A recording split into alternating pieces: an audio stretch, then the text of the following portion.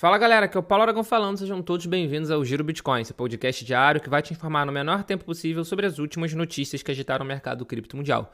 Para começar o episódio de hoje, dia 1º de novembro de 2024, cada unidade do Bitcoin nesse instante está custando aproximadamente 70.750 dólares americanos, com uma pequena queda nas últimas 24 horas de 1,5%. Já o Ether, segundo maior criptoativo do mercado, também está em queda nas últimas 24 horas, com cada unidade custando nesse momento cerca de 2.550 dólares, com uma queda de 2,4% nas últimas 24 horas. Queda essa que tem sido vista pelas principais criptomoedas do mercado. Cardano caindo 2%, Avalanche caindo 0,3%, Chainlink caindo quase 5%. Enfim, diversas criptomoedas estão em queda nessas últimas 24 horas. Muito pela realização dos lucros, visto que as criptomoedas tiveram uma boa esticada ali nos últimos 7, nos últimos 10 dias. Dando continuidade ao episódio de hoje, indo direto para os ETFs, começando pelos ETFs de Bitcoin Spot dos Estados Unidos. No dia de ontem, dia 31 de outubro, dia das bruxas, Halloween, os ETFs de Bitcoin Spot tiveram um dia positivo, mais um dia verde, mais um dia com inflow, muito graças ao ETF da BlackRock, que teve mais uma entrada de 4.538 unidades de BTC. Ao todo, se a gente somar todos os ETFs, a gente vai ver que o saldo ficou em só 853 positivo. Isso porque o da Grayscale teve saída, o da Fidelity teve saída, o da ARK21 Shares teve saída, da Bitwise teve saída e o da VanEck teve saída. De qualquer forma, a entrada, o inflow da BlackRock foi tão forte que conseguiu passar todas essas saídas de todas essas gestoras que eu falei.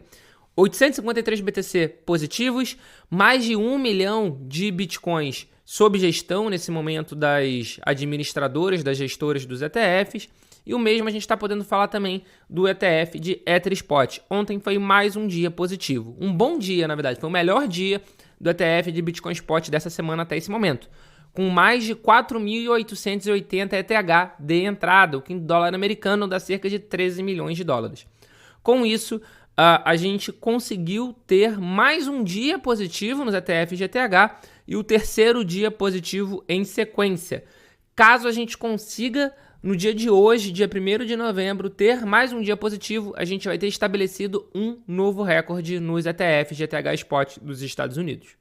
O que a gente tem conseguido ver com muita clareza, especialmente por causa desses ETFs de Bitcoin Spot, a alta demanda que eles têm tido, é que os institucionais estão cada vez mais interessados no Bitcoin, que ontem completou 16 anos, 16 anos do white paper, e interessados também em outras criptomoedas, que a gente tem visto também um aumento da demanda, do interesse pelo ETF de ETH. E o ambicioso objetivo da MicroStrategy de comprar 42 bilhões de dólares em Bitcoin até 2027 pode ser vantajoso para os acionistas, segundo um relatório de analistas compartilhado com o Cointelegraph no dia de ontem.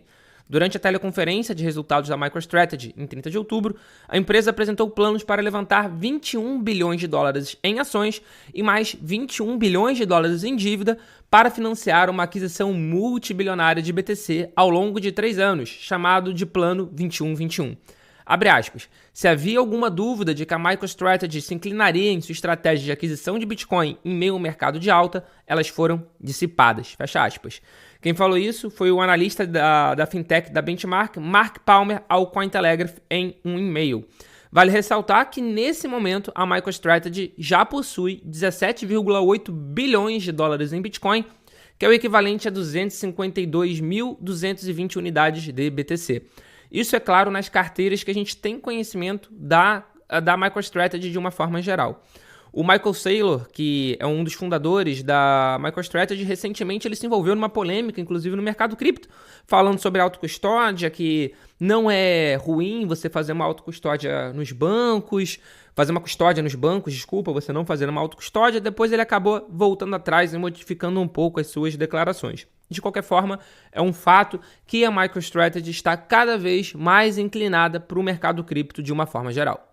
Dando continuidade ao episódio de hoje, mas ainda falando sobre esse tema de cada vez mais institucional, de cada vez mais organizações interessadas no Bitcoin, o Jamie Patronis, que é o diretor financeiro da Flórida e um dos responsáveis pela supervisão dos fundos de pensão do Estado, disse no programa Squawk Box da CNBC que orientou o Conselho de Administração do Estado a investir em Bitcoin como proteção contra a inflação e como um escudo contra moedas digitais emitidas por bancos centrais, ou seja, como uma proteção às famosas CBDCs.